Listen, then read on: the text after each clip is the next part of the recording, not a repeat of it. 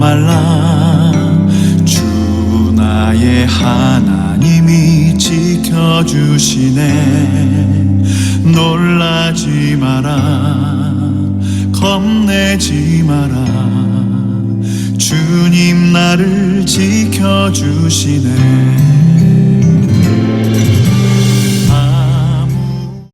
우리가 함께 나눌 말씀은 빌립보서 1장 27에서 30절까지입니다.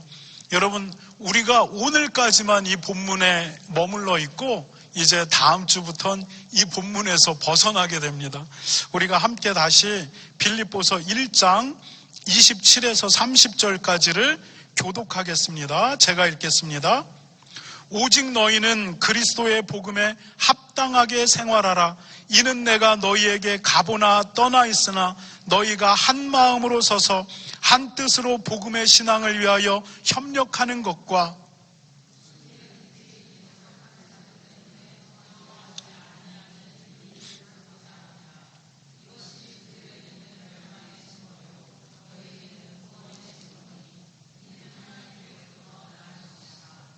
그리스도를 위하여 너희에게 은혜를 주신 것은 다만 그를 믿을 뿐 아니라 또한 그를 위하여 고난도 받게 하려 하심이라.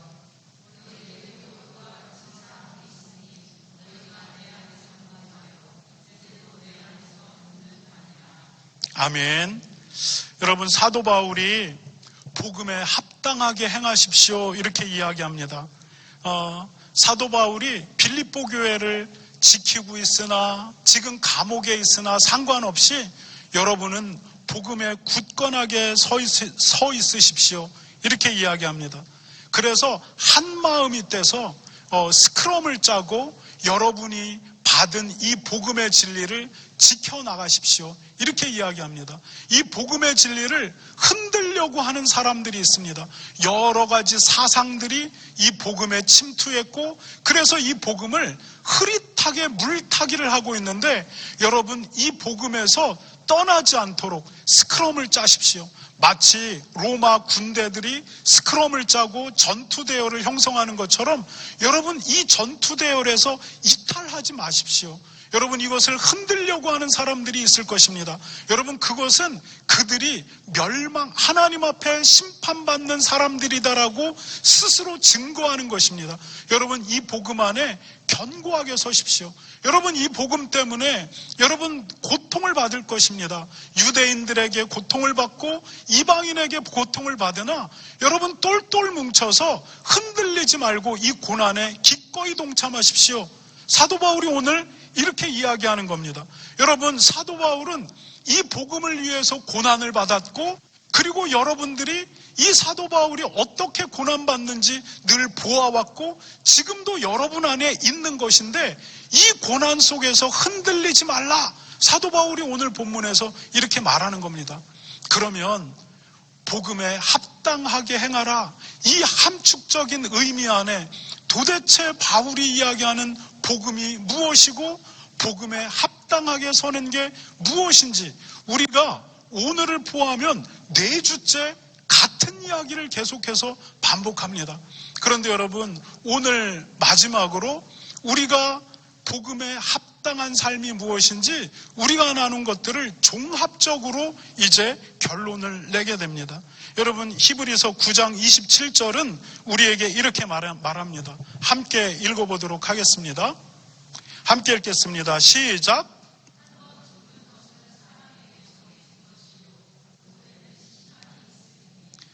한 번 죽는 것은 사람에게 정해져 있답니다.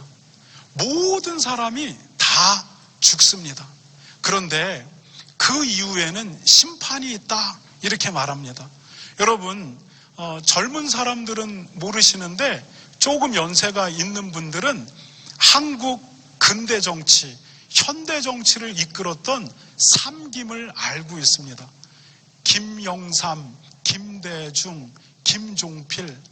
여러분이 모를 수도 있는데 이분들이 한국 현대 정치를 이끌던 분들입니다. 그런데 이 세 사람이 치열한 경쟁 관계에 있다가 또 서로 협력했다가 다시 치열하게 죽고 죽이는 경쟁 관계에 또 있고 이렇게 해서 이끌어온 것이 한국의 현대 정치입니다. 그런데 이 삼김 중에 누가 가장 먼저 죽냐? 김대중 대통령이 먼저 죽습니다. 그리고 김영삼 대통령이 죽습니다. 경쟁하던 3명 중에 2명이 죽고 1명 김종필 씨만 살아남는 겁니다. 그러니까 기자가 찾아가서 느낌이 어떻습니까? 이렇게 묻습니다. 김종필 씨는 박정희 대통령과 함께 손을 잡았기 때문에 김대중 대통령과 김영삼 대통령으로부터 적지 않은 고통도 받았습니다. 그런데 김종필 씨만 이제 남은 겁니다. 다 늙어서 죽고. 그때 김종필 씨가 하는 인터뷰를 제가 읽었습니다. 뭐라고 이야기하냐면 결국 다 죽었다. 이렇든 저렇든 다 죽고 결국 나 혼자 살아남았고 끝까지 살아남은 사람이 승자라고 하는 뉘앙스로 인터뷰를 하는 것을 봤습니다. 여러분, 올해 끝까지 살았다가 이겼다가 아닙니다. 여러분, 올해 내가 살았다가 승자이다, 이 의미가 아닙니다. 성경은 뭐라고 이야기하냐면 사람이 한 번 죽는 것은 하나님이 정한 이치라 누구든 간다. 그러나 그 이후에, 죽음 이후에 심판이 있다, 이렇게 말합니다. 여러분, 아직 죽음을 경험하지 않은 우리는 이것을 잘 받아들이지 못합니다. 그런 게 어딨냐는 겁니다. 죽으면 그냥 그것으로 끝나는 거지 그런 건 없다라고 말합니다. 그래서 예수님은 누가복음 16장에서 그런 사람들을 향해서 이러한 비유를 말씀하십니다. 누가복음 16장에 보면 부자와 거지 나사로가 있었습니다. 그리고 둘 다 죽음을 맞게 됩니다. 거지 나사로는 아브라함의 품 천국으로 올라갑니다. 그리고 부자는 지옥으로 내려갑니다. 여러분, 거지이기 때문에 천국에 가고 부자였기 때문에 지옥에 간 것은 아닙니다. 예수님이 비유의 설정을 그렇게 해놓으셨습니다. 뭐냐면 이 땅에서 아무리 떵떵거리고 살아봤자 그 삶 이후가 더 중요하다라고 하는 것을 비유로 말씀하시는 겁니다. 그런데 거지는 천국으로 올라갔고 부자는 지옥으로 내려갔습니다. 그런데 지옥으로 내려간 부자가 너무 괴로운 겁니다. 그래서 아브라함과 함께 있는 나사로와 함께 있는 아브라함에게 부탁을 합니다. 아브라함이요, 아브라함이요, 나사로에게 말씀해 주세요. 나사로의 손끝에 물방울 하나를 묻혀서 내 혀끝에 대달라고 나사로에게 이야기 좀 해주세요. 너무 목마르고 고통스럽습니다 라고 하니까 아브라함이 대답을 합니다.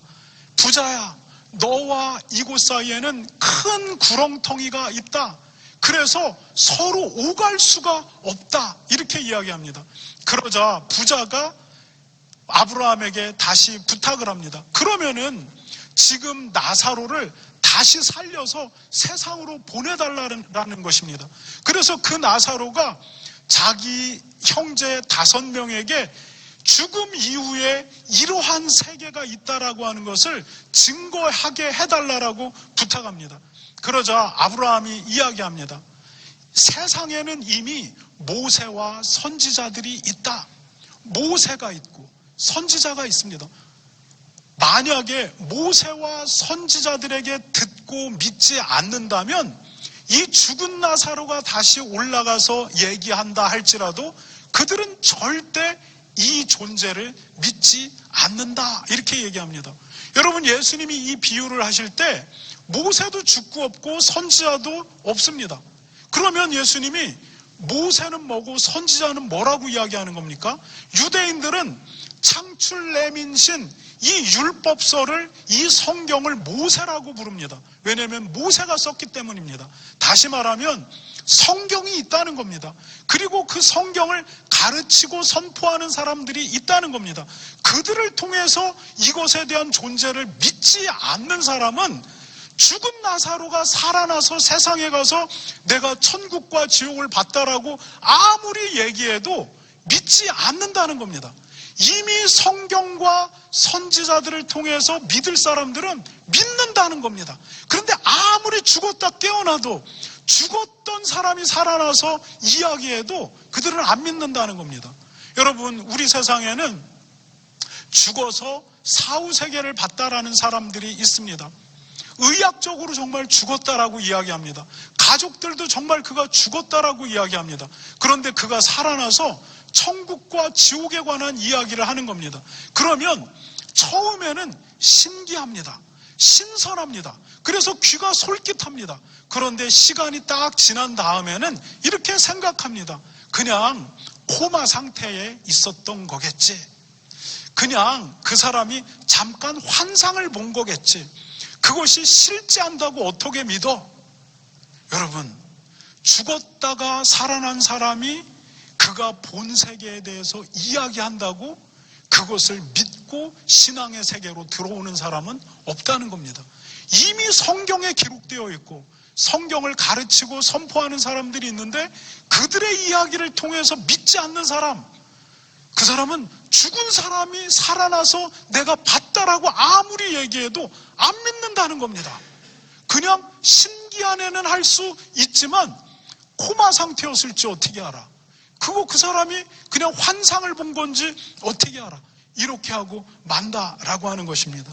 여러분, 성경은 말합니다. 사람이 한 번 죽는 것은 사람에게 정해진 이치이다. 그러나 그 이후에는 심판이 있다. 그 심판을 기억하고 이 땅을 살아라. 이렇게 이야기하는 겁니다. 여러분, 그렇다면 하나님의 심판, 다가올 하나님의 심판, 우리에게 다가올 하나님의 심판을 피하는 것, 이것을 성경은 구원이라고 말합니다. 어떻게 해야 사람이 구원을 받는가? 요한복음 3장 16절은 이렇게 말합니다. 우리가 함께 읽어보도록 하겠습니다. 시작. 하나님이 세상을 이처럼 사랑하사 독생자를 주셨으니 이는 그를 믿는 자마다 멸망하지 않고 영생을 얻게 하려 하심이니라. 하나님이 이 세상에 당신의 독생자 예수님을 보냈는데 그분을 믿으면 구원을 얻는다라고 하는 겁니다. 여러분, 그러면 도대체 예수님이 무슨 일을 이 세상에서 했길래 그분을 믿으면 구원을 얻는다라고 하는 겁니까?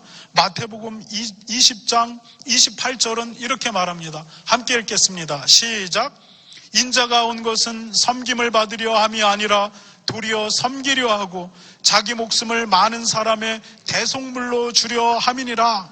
여러분, 예수님이 이 땅에 오신 것은 자기의 목숨을 대속물로 주려고 왔다는 겁니다.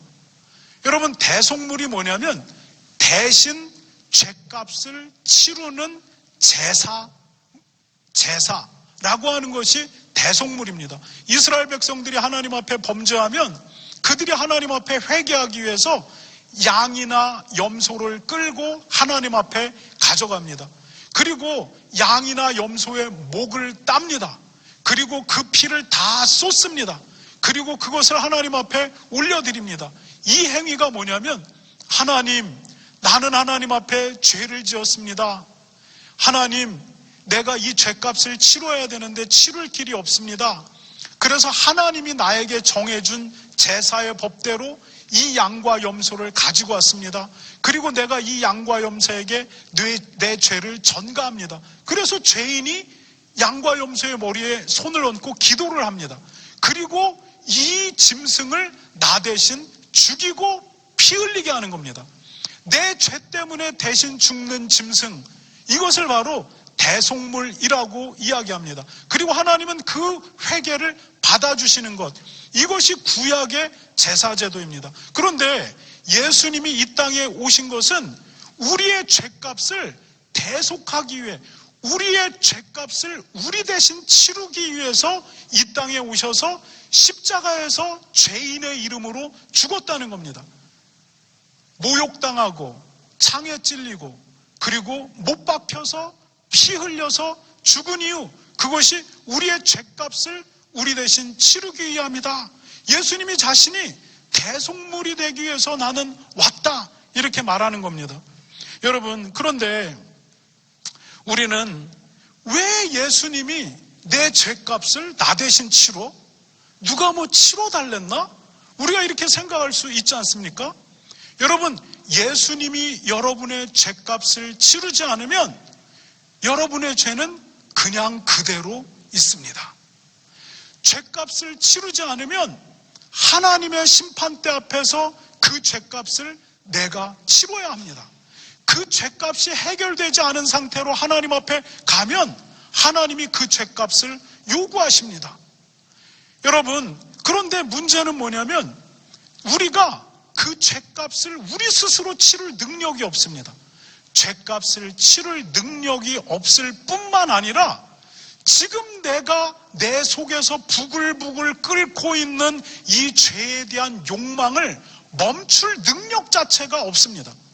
시기하고 불평하고 비방하고 교만하고 그리고 더러운 것들을 욕망하는 이 욕망, 마치 죄의 발전기 같은 게 우리 속에 있는데 이 발전기를 턴 오프, 끌 수 있는 능력 자체가 없습니다. 끄고 싶어도 꺼지지가 않습니다. 오토매티컬리 우리 안에 이 죄에 대한 욕망이 부글부글 끓어오릅니다.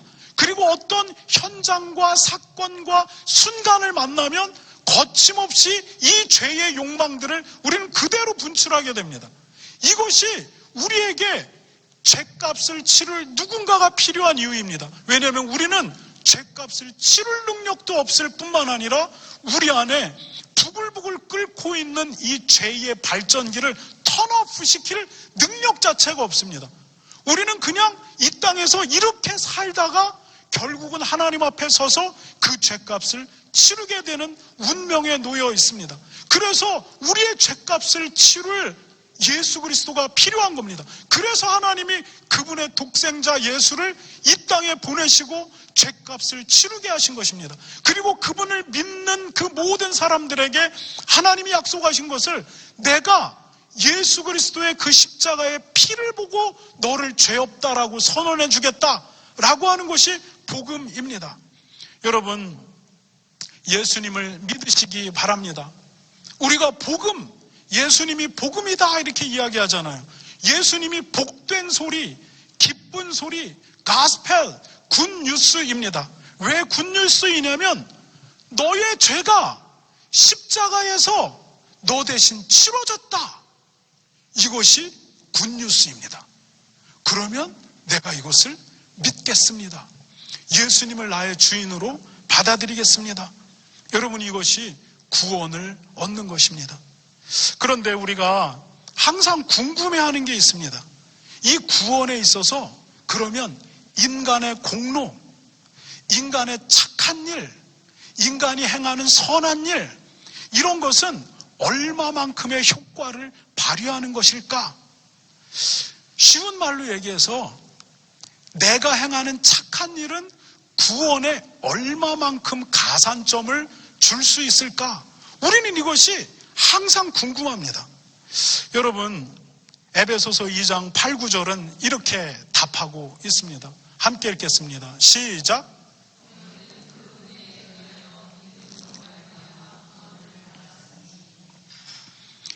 여러분, 에베소서 2장 8, 9절에서 이야기하기를 이렇게 이야기합니다. 마주 읽어보세요. 시작.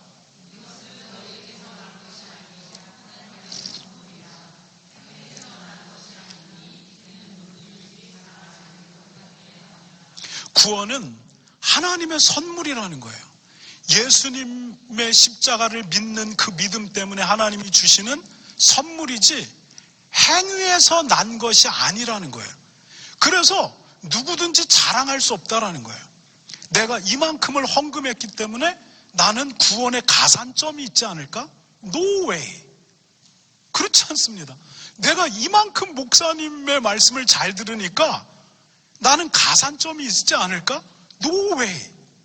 인간의 공로는 구원에 아무 역할도 못한다라는 겁니다. 여러분, 제가 이렇게 설교하는 게 저에게 유익하겠습니까? 아니면 반대로 설교하는 게 유익하겠습니까? 여러분, 헌금 많이 하십시오. 그래야 하나님이 여러분 정상 참작이라도 해주지 않겠습니까? 여러분, 교회에 빠지지 않고 나오세요. 그래야지 하나님이 정상 참작해 주지 않겠습니까? 여러분, 목사 말 잘 들으세요. 안 들으면 하나님이 저주하시고 여러분 구원에 참여하지 못합니다.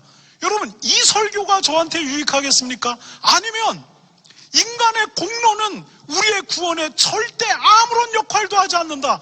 헌금도, 헌신도, 목사를 향한 순종도 아무것도 이 구원에 역할을 할 수가 없다. 이 설교가 더 저한테 유익합니까? 네, 여러분, 인간의 공로가 구원의 정상 참작됩니다. 이렇게 설교하는 게 저한테 유익합니다. 그런데 나는 왜 반대로 설교합니까? 왜냐하면 이것이 성경이기 때문입니다. 내가 하나님 앞에 거짓 목자로 서지 않기 위해서입니다. 여러분, 성경은 이야기해요. 구원은 행위에서 난 것이 아니야. 누구도 자랑할 수가 없어. 여러분 아시죠? 저희 가정이 얼마나 많은 헌금을 하나님 앞에 드렸는지. 그러나 그것은 구원에 있어서 절대 정상 참작이 되는 조건이 되지 못합니다. 여러분, 구원은 오직 예수 그리스도의 십자가의 공로, 하나님은 이것만을 딱 보십니다. 그의 심령 안에 이것을 붙드는 믿음이 있는가 없는가, 이것만 하나님이 딱 보십니다. 제 친구가 한 얘기가 정말 인상 깊은데, 하나님이 사람을 다 태웠을 때 마지막 끝까지 남아 있어야 되는 것, 그것이 불교에서는 살이잖아요. 살이가 남으면 안 돼요. 이 사람을 다 태웠는데 그 사람의 이름이 남으면 안 돼요. 이 사람의 업적이 남아도 안 돼요. 그리스도인을 다 태웠는데 마지막 남는, 타지 않고 반짝반짝 정금처럼 빛나고 있어야 되는 것이 하나 있는데, 그것은 뭐냐면 예수 그리스도를 향한 믿음입니다. 주님, 나는 죄인이고 예수님이 내 죄값을 치르셨고 나는 그 예수님을 주인으로 붙들고 내 인생을 살아왔습니다. 이것이 딱 남아야 된다. 정금처럼 남아야 되는 것이 마지막 믿음이다. 이렇게 이야기합니다. 마지막까지 끝까지 살았다. 이게 자랑이 아닙니다. 그리스도인에겐 내가 숨을 거두는 그 순간까지 주님이 내 주인이십니다. 이것만 남아야 된다라는 겁니다. 여러분, 갈라디아서 2장 16절은 이렇게 말합니다. 함께 읽겠습니다. 시작. 사람이 의롭게 되는 것은 율법의 행위로 말미암음이 아니요 오직 예수 그리스도를 말미암는 줄 알므로 우리도 그리스도 예수를 우리가 율법의 행위로서가, 함께 읽겠습니다. 시작. 이는 우리가 그리스도를 믿음으로써 의롭다함을 얻으려 함이라. 율법의 행위로서는 의롭다함을 얻을 육체가 없느니라. 율법의 행위로 구원에 이를 육체는 아무도 없다라는 겁니다. 여러분, 하나님이 마지막에 딱 보시는 것이 무엇이냐면 예수 그리스도를 향한 우리의 믿음입니다. 하나님이 하나님과 여러분 사이에 계약을 딱 맺었는데 무엇을 증표로 삼느냐? 예수 그리스도의 십자가의 보혈의 피, 이것만 증표로 삼는다라고 얘기해요. 그런데 인간은 끊임없이 여기에다가 물타기를 하려고 해요. 하나님, 내가 얼마 헌금했던 거 기억하시죠? 예수 그리스도의 그 순전한 보혈의 피에 내 공로를 자꾸 물타기 하는 겁니다. 내가 헌금한 거 아시죠, 주님? 내가 하나님 앞에 헌신한 거 아시죠? 정상 참작해달라는 겁니다. 그때 하나님이 따져 들어갑니다. 야, 너의 헌신의 본질을 이제부터 파고 들어가 보자. 네가 왜 헌신하게 되었는가? 너의 얼굴을 위해서 하냐? 너의 명예를 위해서 하냐? 결국 네가 헌신할 수 있었던 그것도 내가 너에게 준 은혜 때문이 아니야? 내가 준 은혜, 그것으로 말미암아 헌신했는데 그것이 너가 한 헌신이다라고 너를 끊임없이 높이고 싶냐? 인간은 끊임없이 자기가 하나님이 되려고 하는 욕망으로 자기의 공로를 예수 그리스도의 피에 물타기를 합니다. 여러분, 독한 보드카 있죠? 이 보드카가 진짜인데 이 보드카에 내가 원하는 플레이버를 자꾸만 넣는 겁니다. 하나님이 땡! 이거는 거짓이야? 이거는 믿음이 아니야? 이렇게 보시는 겁니다. 여러분, 믿음은 예수 그리스도 그분 구원에서 작동하는 그 하나는 예수 그리스도의 십자가의 공로 이외에 어떤 것도 그 사이를 삐집고 들어갈 수 있는 것이 없습니다. 여러분, 이 믿음을 온전히 붙드시는 여러분 되시기 바랍니다. 그렇다면 율법을 지킨다라고 해도 구원받는 게 아닌데, 그런데 그러면은 왜 율법을 지킴으로 말미암아 구원을 얻는 게 아닐까? 여러분, 우리가 누누이 이야기했죠. 율법에 문제가 있는 게 아닙니다. 문제는 인간 자체에게 문제가 있는 겁니다.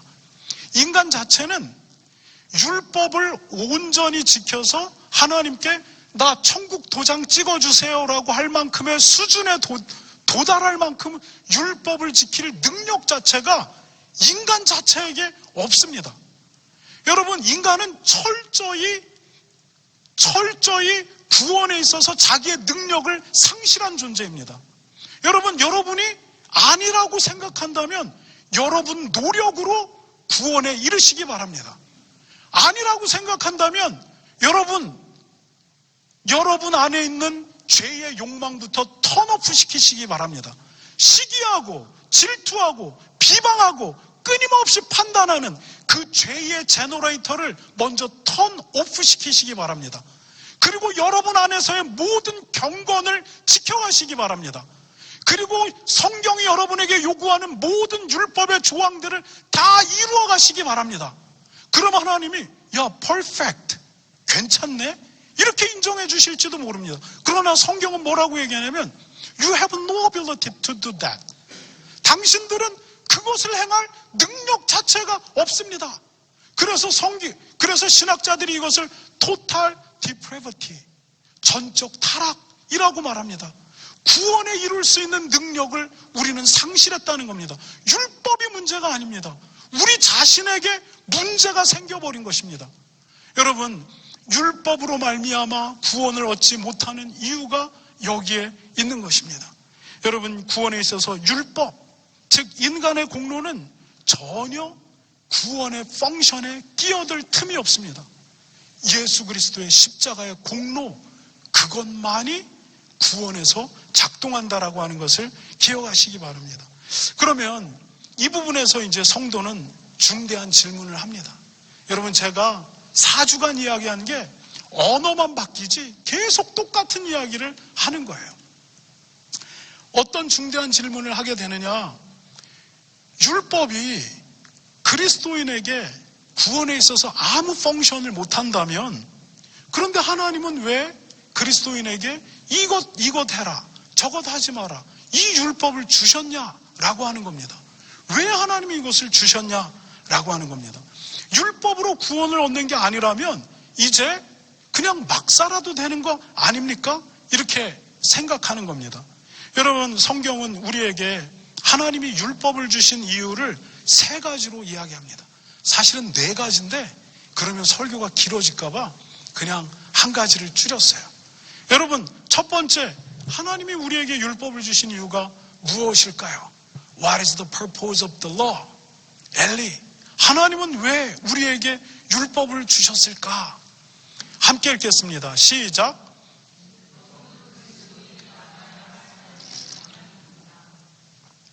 율법은 그리스도인이 나가야 할 삶의 방향이기 때문입니다.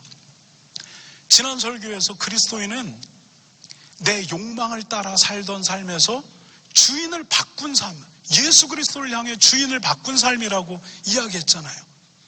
여러분, 내 욕망을 따라 사는 삶의 표본이 있습니다. 어떻게든 성공하면 되고 어떻게 하든 그냥 즐거우면 됩니다. 사람들한테 비난 안 받을 정도, 감옥에 안 갈 정도, 손해 미련하게 손해까지 감수할 정도까지만 아니면 되고, 내 욕망을 따라 어떻게든 그것을 성취하면 됩니다. 이것이 믿지 않는 사람들의 삶의 표본입니다. 그런데 그리스도인은 주인을 바꿨습니다. 주인을 바꿨는데 그리스도인의 삶의 표본이 무엇이냐? 이 율법입니다. 이 율법을 하나님이 제시하시면서 이것이 그리스도인의 삶의 표본이다, 이렇게 이야기하는 겁니다. 여러분, 갈라디아서는 율법을 뭐라고 말하냐면 한국말로 몽학선생, 이게 좀 어렵잖아요. 이게 쉬운 말로 하면 가정교사, 이렇게 이야기할 수 있습니다. 여러분, 이것을 헬라어로 파이다고고스 이렇게 이야기하는데, 헬라, 그레코 로만 시대, 그레코가 뭐냐면 그릭과 로마가 합쳐진 단어죠. 여러분, 헬라 제국을 결국 로마가 이어가게 됩니다. 문화적으로, 언어적으로. 그래서 우리 1세기 로마를 그레코 로만 시대 이렇게 이야기하는데, 여러분, 그레코 로만 시대의 귀족들의 집에는 몽학 선생이 반드시 있었습니다. 파이다고고스, 그가 집에서 24시간 상주하면서 하는 게 뭐냐면, 주인의 자녀들, 미성년자인 주인의 자녀들 옆에 24시간 붙어서 그가 성인이 될 때까지 배워야 될 삶의 기본들을 가르칩니다. 여러분, 소크라테스, 플라톤, 아리스토텔레스가 있죠. 여러분, 아리스토텔레스가 누구의 몽학 선생이었는지 아십니까? 여러분, 아시는 분? 네. 아리스토텔레스가 누구의 몽학 선생이었어요? 알렉산더 대왕의 몽학 선생이었습니다. 알렉산더 대왕이 성인이 되기 전까지 그의 교육을 담당했던 사람이 아리스토텔레스입니다. 아리스토텔레스의 영향 속에서 결국 알렉산더 대왕이 지중해와 근동을 지배해 나갈 때 모든 곳곳에 헬라의 문화와 언어와 그리고 도서관을 세운 겁니다. 이것이 아리스토텔레스의 영향력이었어요. 여러분, 알렉산더가 성인으로 자라나기 전까지 그는 알렉산더는 아리스토텔레스 밑에서 삶의 기본의 모든 것들을 배웁니다. 여러분, 이 기본을 다 성취하지 못한다 할지라도 알렉산더는 왕의 아들입니다. 그러나 왕의 아들로서 해야 될 기본이 무엇인지 그 방향을 누가 정해주는 거냐면 몽학 선생 아리스토텔레스가 정해주는 겁니다. 바울이 뭐라고 얘기하냐면 이 율법은 몽학 선생과 같다라고 얘기하는 겁니다. 우리의 삶에 가야 될 삶의 방향의 모든 기초를 다 제시해주고 있는 것입니다. 이것이 율법입니다. 여러분, 하나님께서 당신의 백성에게 우상을 곁에 두지 말아라 라고 말씀하십니다. 우상 만드는 일도 하지 말아라. 일주일에 한 날 거룩하게 지키고 하나님 앞에 집중해라. 하나님의 이름 장난처럼 함부로 부르지 말아라. 여러분, 이것이 율법이니까 안 지켜도 됩니까? 그렇지 않습니다. 율법은 그리스도인의 삶의 방향이 하나님을 향해 어떠해야 하는지 말해주고 있기 때문에 여러분, 이것을 향해 우리는 나가는 것입니다. 여러분, 만약 이 테두리 안에서 벗어나서 내 옛 자아의 욕망을 따라서 점집 기울였다라고 하면 회개해야 합니다. 여러분, 이 율법이 그 방향은 아니야. 이 방향이야. 여러분, 그런데 이 방향을 향해 점집과 무당을 기웃거리고 있다면 이 율법이 그건 죄야. 돌이켜. 이렇게 이야기하는 겁니다. 그래서 그리스도인이 잘못했습니다. 하나님 용서해 주세요. 회개하게 되는 겁니다. 여러분, 하나님께서 당신의 백성들에게 부모를 공경하라, 살인하지 말라, 간음하지 말라, 도둑질하지 말라, 위증하지 말라, 이웃을 탐하지 말라라고 하셨는데 이것이 율법이니까 안 지켜도 됩니까? 아닙니다. 여러분, 이것은 그리스도인이 사람과 사람 사이에 가져야 될 기본의 삶의 방향과 정체성을 이야기하는 것입니다. 이 삶의 테두리에서 벗어나서 옛 자아의 욕망대로 간음이라도 했으면 회개해야 하는 겁니다. 여러분, 도둑질하고 살인했다면 회개해야 되는 겁니다. 왜냐하면 그것이 가야 될 방향이 아니고 죄이기 때문에 이 율법이 그것을 말아주고 있기 때문에 회개하는 겁니다. 여러분, 특별히 성도들 가운데 11조에 관해서 말하는 분들이 있습니다. 뭐라고 얘기하냐면, 목사님, 11조는 구약의 율법이니까 안 해도 되는 것 아닙니까? 이렇게 말합니다. 네, 안 해도 구원에 아무 영향을 받지 않습니다. 여러분, 파이다고고스의 말을 다 듣는 사람도 있고 삐딱하게 나가는 사람도 있습니다. 11조, 그거 안 한다고 구원에서 떨어져 나가는 일은 없습니다. 당장 이번 달 렌트비가 없는데 굳이 11조 내려고 하지 않으셔도 됩니다. 내일 아이가 학교에 가져갈 등록금이 없는데 굳이 11조 한다고 고민할 필요 없습니다. 남편이나 아내가 당신 교회에 11조 바치면 나랑 이혼이야? 이렇게 이야기했는데 가정의 화목을 깨면서까지 11조 할 필요 없습니다. 이게 제 생각입니다. 그런데 우리가 기억해야 될 것이 있습니다. 11조라고 하는 것은 그리스도인이 이 땅을 살면서 어떠한 경제관을 가져야 하는지 단적으로 말해주고 있는 제도입니다. 무엇이냐? 우리가 먹고 사는 것이 내 힘에 달린 것이 아니라 하나님께 달렸다라고 하는 이 고백이 11조 이 제도의 의미입니다. 여러분, 11조 굳이 안 해도 됩니다. 그냥 신약교회 성도들처럼 10의 2조, 10의 3조를 해도 괜찮습니다. 신약교회, 초대교회 성도들이 자기의 재산을 다 팔아서 사도들의 발 앞에 두고 자기 것을 자기 것이라고 주장하지 않고 필요에 따라 그냥 사용했습니다. 그래서 신약교회는 가난하고 부족한 사람들이 없었습니다. 심지어 우리가 비판하고 있는 아나니아와 삽비라도 사도들의 발 앞에 그의 땅을 팔아서 가져왔습니다. 여러분, 11조 꼭 안 해도 됩니다. 10의 2조, 10의 3조 괜찮습니다. 그런데 저는 그런 정도의 신앙의 담력이 없습니다. 그래서 그냥 여러분 구약이 읽어보세요. 얼마나 제도적이고 얼마나 이성적인지 몰라요. 그래서 저는 구약을 따라 11조를 감당하며 살아갑니다. 여러분, 11조는 이 땅을 사는 그리스도인이 어떠한 경제관념으로 살아야 되는지를 말해줍니다. 예수님을 주인으로 받아들인 사람 어떻게 살아야 하는지, 그 사람들이 짊어져야 될 이 땅에서의 신앙적 의무가 어떤 것인지, 이것들에 대해서 방향을 잡아주는 것, 이것이 바로 11조입니다. 여러분, 율법은 그리스도인에게 우리가 어디를 향해 나가야 되는지 이야기해주는 몽학선생입니다. 가정교사입니다. 우리의 삶의 방향에 아주 기초적인 프레임들을 이끌어 주는 것이 율법입니다. 그래서 율법이 소중합니다. 두 번째, 율법을 하나님이 주신 목적이 무엇입니까? 함께 읽겠습니다. 시작.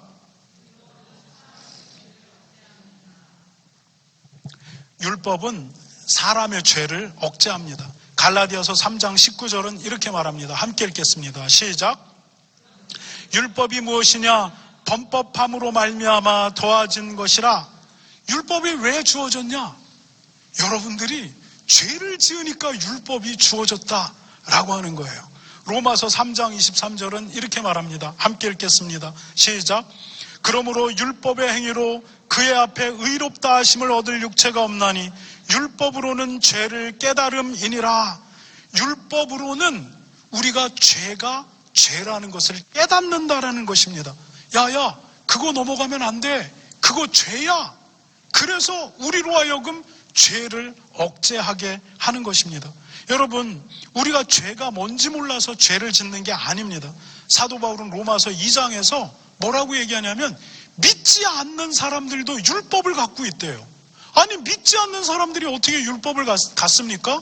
사도 바울이 말하기를 그들의 양심이 그들의 율법이 된다, 이렇게 이야기합니다. 여러분, 성경에 꼭 쓰여야지만 부모를 공경하고 간음하지 않고 도둑질하지 않고 살인하지 않습니까? 이미 믿지 않는 사람들도 그 양심 안에 율법이 기록되어져 있는데, 그래서 그들도 그것을 하면 그 본성이 알아서 죄책감을 느끼고 그 안에서 싸우기도 한다. 이것이 사도 바울의 로마서 2장에서의 논리입니다. 여러분, 우리가 죄를 몰라서 죄를 짓는 게 아니에요.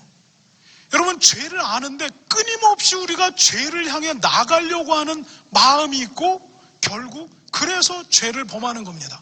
율법이 뭐냐면 너 아니야 라고 말하는 겁니다. 여러분, 이 사회에서 우리가 아이들에게 도덕을 가르치고 윤리를 가르칩니다. 아이들이 그것을 모르기 때문에 가르치는 겁니까? 아닙니다.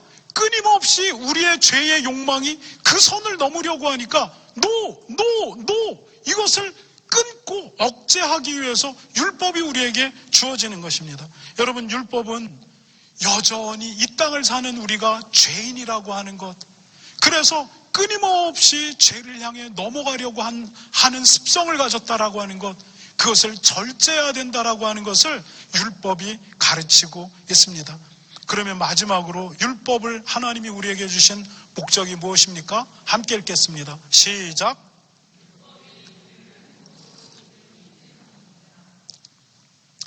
율법이 우리를 행복으로 이끌기 때문입니다. 신명기 10장 13절이 이렇게 말합니다. 함께 읽겠습니다. 시작. 내가 오늘 내 행복을 위하여 내게 명하는 여호와의 명령과 규례를 지킬 것이 아니냐. 신명기에서 율법을 다시 다 정리합니다. 그리고 하나님이 말씀하십니다. 뭐라고 이야기하냐? 이 모든 율법 나를 위한 게 아니라 너희의 행복을 위한 거야, 이렇게 이야기하는 겁니다. 너희의 행복을 위해서 도둑질하지 말라고 하는 거야. 너희의 행복을 위해서 간음하지 말라라고 하는 거야. 너희의 행복을 위해서 살인하지 말라라고 하는 거야. 나의 행복을 위해서가 아니고 너희의 행복을 위해서 이 율법이 주어지는 거야. 여러분, 우리는 거짓말하면 당장 행복할 것 같습니다. 도둑질하면 당장 풍성할 것 같습니다. 간음하면 당장 재미있을 것 같습니다. 살인하면, 그래서 그가 사라지면 모든 것을 다 얻을 수 있다라고 생각합니다. 내 명예도, 내 자존심도, 내 부도 다 지킬 수 있어서 그를 없애버리면 될 것만 같습니다. 그러나 성경은 뭐라고 이야기하냐면, 사람이 보기에는 당장 그것이 좋아 보일지도 모르나 필경 그 길은 사망의 길이다. 율법 안에 머물러라. 너희들의 행복을 위해서다. 이렇게 이야기하는 겁니다. 여러분, 하나님의 율법을 소중하게 여기십시오. 그것은 하나님이 여러분에게 행복을 주기 위한 거예요. 여러분, 순종하기 힘든 것들이 얼마나 많은지 몰라요. 그런데 하나님이 너희의 행복을 위해 믿음으로 순종해라, 이렇게 말하는 겁니다.